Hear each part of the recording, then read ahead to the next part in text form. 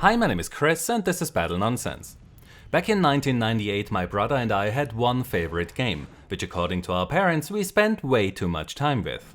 That game was Quake 2, which by today's standards looks like something that you play on your smartphone. So even though it doesn't seem like it today, its software kept pushing video game graphics and set new standards with every new version of their id Tech engine.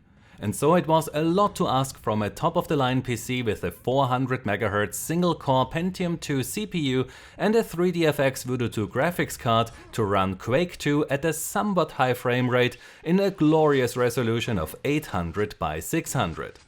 Since then, id Software released the source code of the Quake 2 game engine, which you can find on GitHub. What you can also find there is Q2 Pro, an enhanced version of the Quake 2 game client and server, which among many other things adds support for 16 by 9 resolutions. That enhanced version of Quake 2 is also the foundation that Christoph Schied, a former Nvidia intern, built Q2 VKPT on, which was meant as a proof of concept for computer graphics research, where he integrated a real-time path tracer for Vulkan and completely replaced Quake 2's graphics code in the process. This proof of concept is also what Nvidia then built Quake 2 RTX upon, where they added many additional features like accurate sunlight and indirect illumination, refraction on water as well as glass, and a lot more. If you are a game developer or enthusiast who is interested in the source code, then you might want to look at the description down below, where you can find links to Quake 2 RTX, Q2 VKPT, Q2 Pro, and the original Quake 2 source code on GitHub. In the description you can also find a link to a video from Nvidia where Tony Tamasi explains how their path tracing works in Quake 2 RTX. This might also be the ideal moment to tell you that I do not get paid to make this video. I find it very sad that we live in such cynical times that I must explicitly state that in pretty much every video where I cover any kind of product or technology that is only supported or provided by one company at the moment. The reason why I decided to make this video is because I'm a big fan of Quake, and I'm extremely impressed by projects like Q2 Pro and Q2 VKPT, which very dedicated and skilled people created in their spare time. So you will surely find comments on this video that I'm the Nvidia shill and whatnot.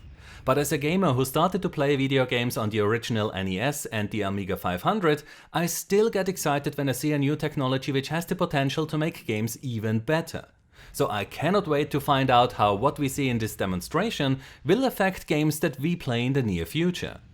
But maybe the main reason for this video is that I think that many people currently underestimate the value of real-time path tracing. Maybe that's because of how ray tracing was used in other games so far, like in Battlefield 5 where you hardly notice the ray-traced reflections while playing the game.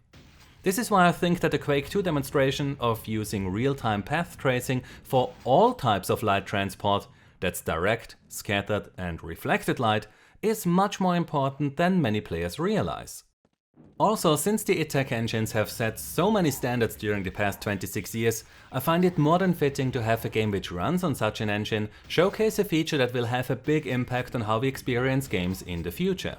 The fact that it doesn't use many polygons does surely help too, as real-time path tracing requires a lot of processing power.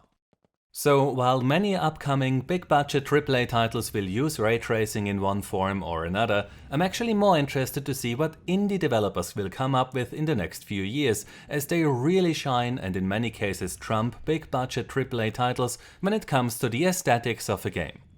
So I'm really looking forward to seeing how they use the technology that is showcased in Quake 2 RTX to immerse us even deeper into the stories they tell and the worlds that they build for us to explore. So maybe let's be less cynical for a change and embrace new technologies that allow game developers to build even better games for us to enjoy. Now, if you want to try Quake 2 RTX, then you can get it from the Steam store, fire it up, enable RTX and then play the game.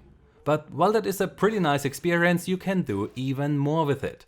When you connect the controller and then enable this option here, then you can change the position of the sun, which then affects the lighting of the map. So if you want to see how the lighting affects the tone of the game, or if you want to see how other path tracing features are affected by the sun and global illumination, then this is a great feature to play around and experiment with. So, as a gamer, I'm very excited to find out how game developers will use path tracing to make games even more immersive, which has a much bigger impact on the gameplay experience than playing at 4 or 8K, which seems to be the new buzzword at the moment. And that's all for today. I'd like to thank my patrons for their awesome support, which keeps my channel alive. And if you would like to support me as well, then you can find a link to my Patreon page in the description down below, where you will also find links to my social accounts in case that you want to stay up to date on the videos that I'm working on. So if you enjoyed this video, then please give it a like, subscribe for more, and I hope to see you next time. Until then, have a nice day and take care. My name is Chris, and this was Battle Nonsense.